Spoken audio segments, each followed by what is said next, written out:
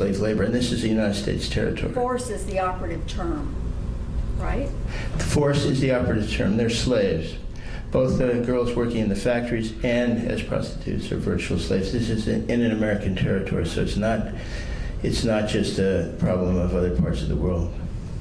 Yeah, well, as a point of information, if anyone's interested in the Marianas, which does have a rich history of Republican involvement, Jack Abramoff was also part of that whole thing. There's a website that you can check out about the Marianas. I guess if you do a Google search on Marianas, and William Betz, B-E-T-Z, who's a lawyer here in town, it's his website, and he's studied the Marianas and its rich history exhaustively.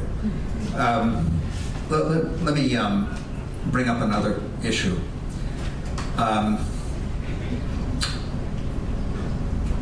The fact that the Democrats have this reputation for being the party of wanton self-indulgence, and that the Republicans, I think, to some extent, still have a reputation for being the party of sexual restraint, despite the evidence to the contrary, has a great deal to do with the media, because the media has, willingly amplified the Republicans' constant attacks on Democrats for their loose living and the culture of permissiveness and that kind of thing.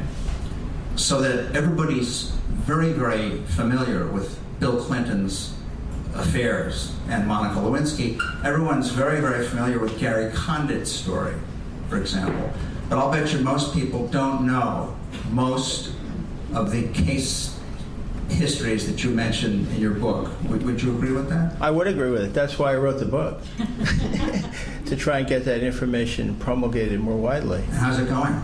Not as well as I would like it to have. I particularly wanted it to have an impact, if possible, in the evangelical movement, where they have many corrupt leaders, not just the Republican Party, but the evangelical movement as well, that have been selling them a bill of goods, like Gary Aldrich. But no, it hasn't become a bestseller, so it's not. And even if it did, it wouldn't probably be read by those people anyway. So it's not getting out there, really. No. Can I be a devil's advocate? All that data you compose is very interesting, but I'd hardly call it a scientific sample. I mean, you're not alleging that all or even most conservative Republicans are engaged in these activities, are you? I didn't. Well, no, I didn't present it as a scientific study. It's not a scientific study. And I get asked by partisans on the other side, well, why didn't you research the Democrats too? Why did you just research That's your Republicans? next volume.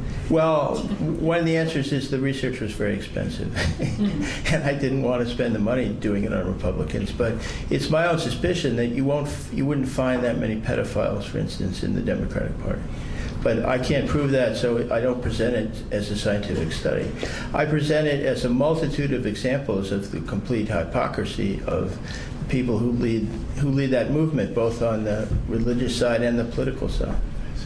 Well, it's not the Democrats who preach sexual morality. No, it's not. I mean, the starting point is that they have presented themselves as the party of family values. That's their phrase.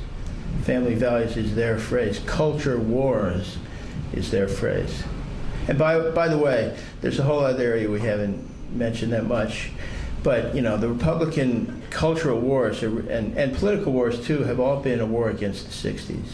What was achieved in the 60s in terms of various kinds of liberation. They say they were bothered by the disorder and lawlessness of the 60s, but I don't think that's what bothered them. What bothered them is what was actually achieved behind that. Follow-up question. Why do you say it's your suspicion that there are not as many pedophiles in the Democratic Party? What is it that we... What's it based on? Yeah. Prejudice, maybe. I just doubt that you would find the same kind of results if you did this research on the Democratic Party. And every Republican who's challenged me on this, I've said I'd love to see somebody do that research because I'd love to see a comparative study. But maybe it's just that I'm a Democrat that I think that. I don't know. You think? Yeah. But if you read this study of the children in kindergarten, the future Republicans, conservatives, excuse me, were already identified in kindergarten by their teachers as deviants. Deviant from their peers is the phrase. Any other questions? Yeah.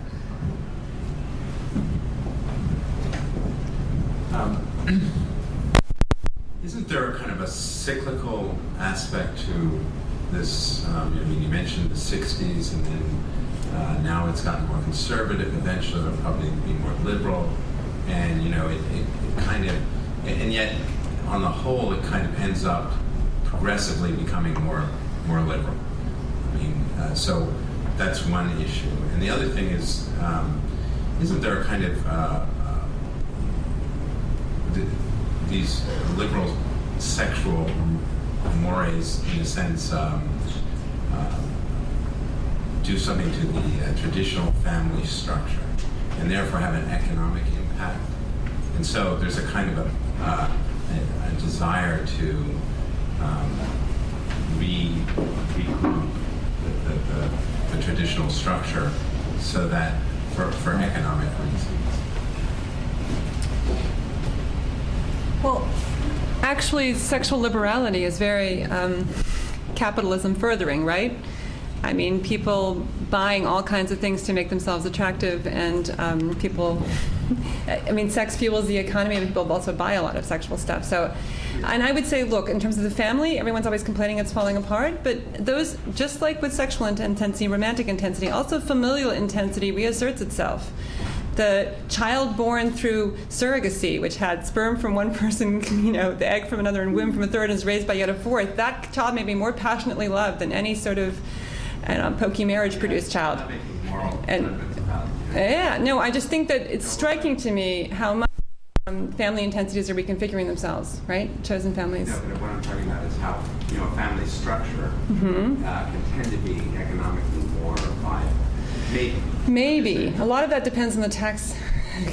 A lot of that depends on tax arrangements also, right? And how health insurance works and all those kinds of things. I mean, one of the reasons why gay marriage is such an issue in the States is that 1,000 rights come with it, right?